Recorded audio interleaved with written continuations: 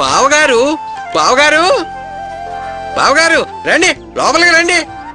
నమస్కారం బావగారు. నమస్కారం. ముందు లోపలికి రండి. అల్లుడు గారు అర్చన ఇంట్లో ఉన్నారా? లేరండి, ఇద్దరు కలిసి ఇప్పుడే గుడికి వెళ్ళారు. వచ్చేస్తారులేండి. ముందు మీరు లోపలికి రండి. మా చిన్నమ్మాయి ప్రియ పెళ్లి చేస్తున్నా, అందుకే మిమ్మల్ని వాళ్ళని పిలిచి వెళ్దామని వచ్చాను. శుభవార్త చెప్పడానికి వచ్చారా? ముందు లోపలికి రండి. రండి రండి బావగారు రండి.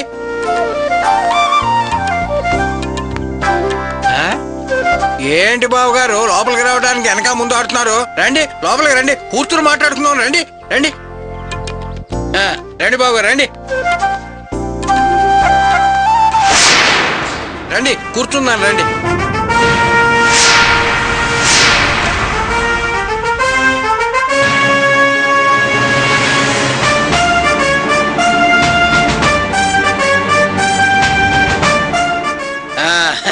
రండి కూర్చోండి. ఏంటి అలా చూస్తున్నారు? చెల్లెమ్మ ఇప్పుడే వచ్చింది, వెనకాల మీరు వచ్చారు. రండి కూర్చోండి.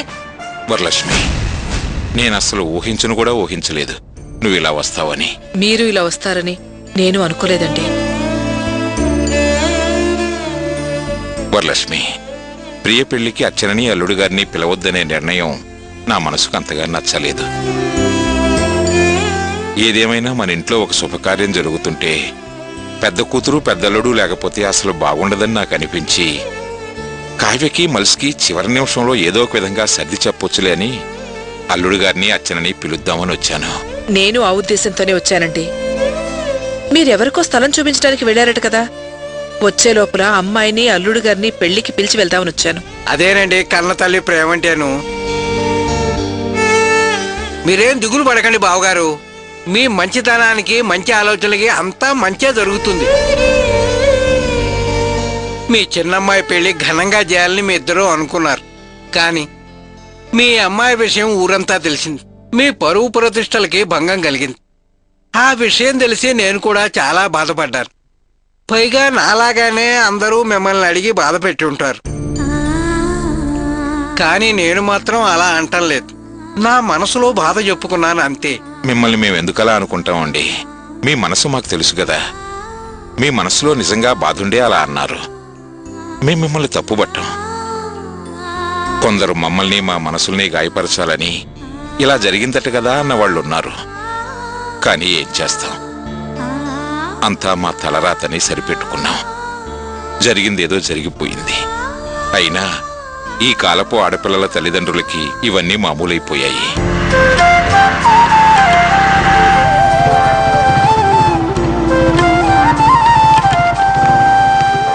అదిగో బైక్ వచ్చినట్టుంది. గోపి వచ్చాడు, ఉండండి నేను తీసుకొస్తాను. అర్చన, నేను షెడ్కి వెళ్ళొస్తాను. గోపి ఎక్కడికి వెళ్తున్నావురా? నీకోసం అందరూ వెయిట్ చేస్తుంటే. అదేంటి నాన్న, నాకు షెడ్లో చాలా పనులున్నాయి, నేను వెళ్ళాలి.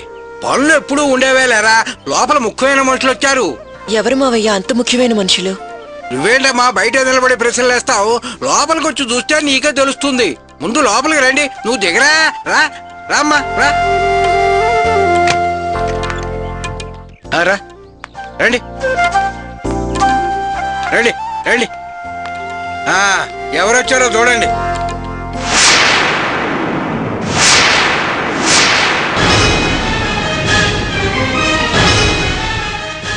అర్చన,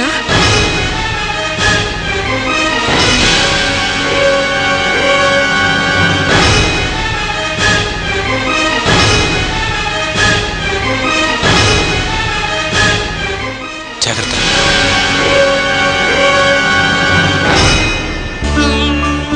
నమస్కారం అండి. నమస్కారం. నమస్కారం. అర్చన, కడుపుతో ఉన్నావా తల్లి?